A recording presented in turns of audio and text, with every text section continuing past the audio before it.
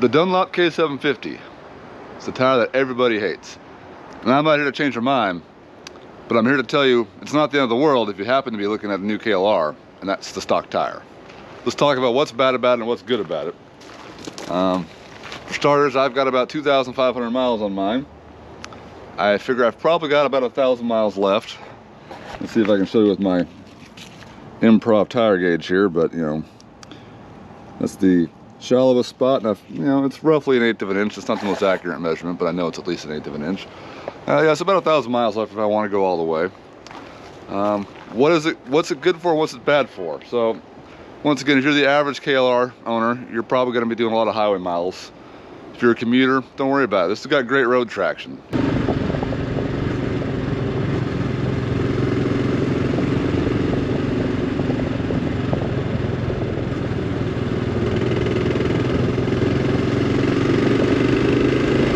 I've practically kissed the pavement on twisties.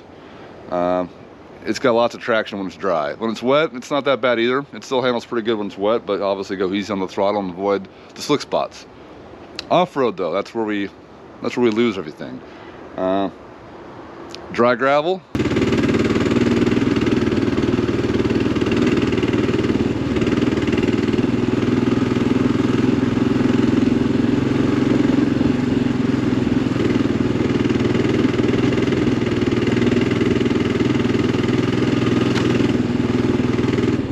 You know, Forest Service roads, the first 500 miles are pretty squirrely. After about 1,000 miles, though, the tires broke in, and I could hardly tell the difference between pavement and gravel. So it does do very well on fire roads. Sand.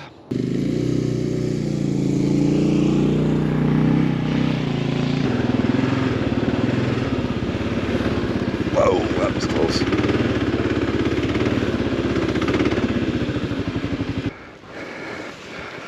Okay, piggy. Down you go. Meh, it's all right. It's not bad. I'm sure knobbies would be better. It's kind of the old debate is what's better on a motorcycle tire. You know, with Jeeps, shallow, you know, thin tires like a BFG all-terrain, the KO2s. You know, in the Jeep world, that's fine to have shallow treads. I don't know in motorcycles. I'm gonna be honest. I haven't done a debate with myself to say if paddles are better or not, but you know, it's not bad. It does connect. It doesn't bog down very much in the sand, which is what a shallow tire should do. But you know, the argument with knobbies is that you get, you know, the lateral. Is that the lateral? There's not a lot of that, so it can kind of wash out on you sometimes, and you don't trust it half the time in sand. But it's not bad. You know, on a scale of 1 to 5, I'd give it probably maybe a 4, maybe a 3 out of 5 in sand. In the dirt, however, if the dirt is dry, you've got endless traction. You'll never notice it.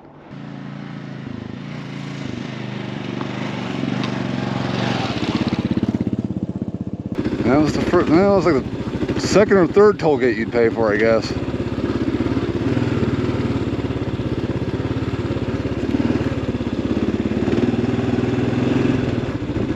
Same with rocks. You can drive on rocks just fine. It's very sticky.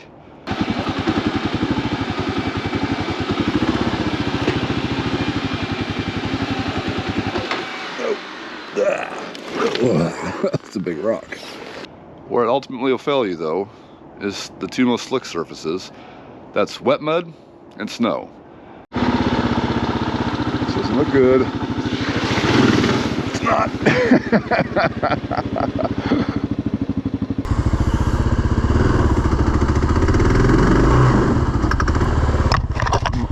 Didn't like that.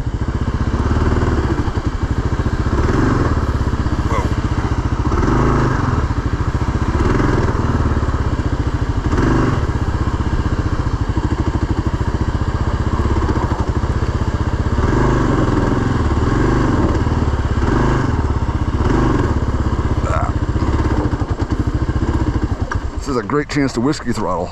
If either of those are in your way, just avoid it at all costs, because wet grass will make this thing slide like it's just snot. It doesn't take much, and so yeah. My biggest poo-poo is going to be wet mud and snow. So once again, if you're just using the KLR for what it's built for, just all around, and you want it to be cheap, it is that. It's a cheap tire. It does the job. It's not the best tire. Mileage may vary. Across the internet, I have found people complain between 2,000 miles and 8,000 miles on these tires. I'm probably going to get about 4,000 miles if I go all the way. I probably won't because it is winter and tires are in stock right now, so I am probably already tire shopping. My current debate for my upgrade, I'm probably looking at the Moto Z, Motos, however you say it, the Tractionators, GPS or the Adventure tires. A little debated. I'm also considering the Heidenau K60s.